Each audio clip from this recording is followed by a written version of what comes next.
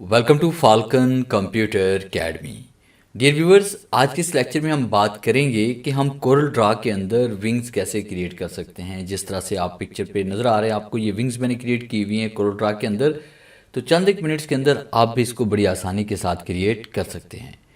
तो सबसे पहला काम हम क्या करते हैं कि एक न्यू फाइल क्रिएट करते हैं, और न्यू फाइल क्रिएट करने के बाद फिर हम यहाँ पे क्लिक करते हैं इसमें पिक्सल्स के ऊपर, और उसके बाद यहाँ पे इसको हम साइज़ दे रहे हैं। जिस तरह मैंने साइज़ दे दिया 9020 बाय 1080, और एंटर प्रेस करते हैं। शिफ्ट F4 प्रेस करेंगे ताकि मुकम्मल पेज सामने आ जाए।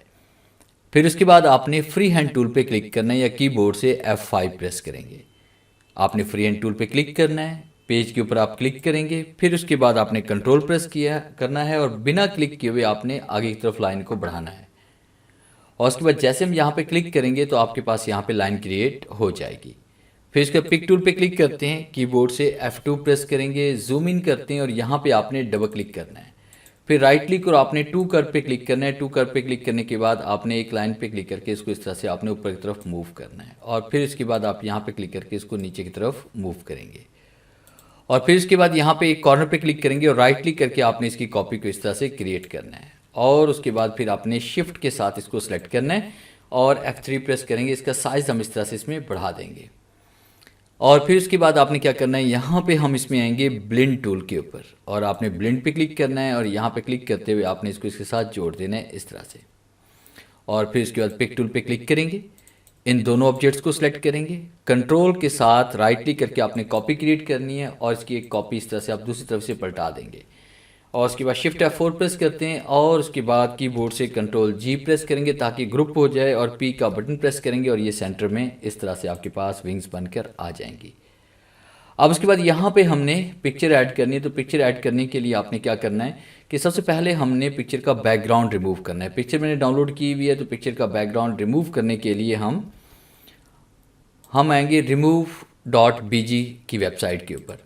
तो यहाँ पे आपने होम पेज पे आना है, अपलोड पे हम क्लिक करेंगे, और उसके बाद उस पिक्चर को हम सेलेक्ट करेंगे जिस पिक्चर का बैकग्राउंड हम रिमूव करना चाहते हैं। फिर उसके बाद ओपन पे क्लिक करते हैं, और जैसे हम ओपन पे क्लिक करते हैं तो कुछ सेकंड हम वेट करेंगे, और कुछ सेकंड वेट करने के बाद ये पिक्चर का बैकग्राउंड यहाँ से रिमूव हो जाएगा। और उसके बाद आपने डाउनलोड पे क्लिक करना है। डाउनलोड पे जैसे क्लिक करेंगे ये पिक्चर डाउनलोड होकर आपके डाउनलोड के फोल्डर में चली जाएगी। फिर उसके बाद हम कोरल ड्रा को ओपन करेंगे, और कोरल ड्रा को ओपन करने के बाद फिर आपने राइट क्लिक करना है, इंपोर्ट पे हम आएंगे, और उसके बाद पिक्चर को हम सेलेक्ट करेंगे, और उसके बाद इंपोर्ट पे क्लिक करेंगे, और यहाँ पे क्लिक करते हुए पिक्चर को हम इस तरह से ड्रॉ करेंगे।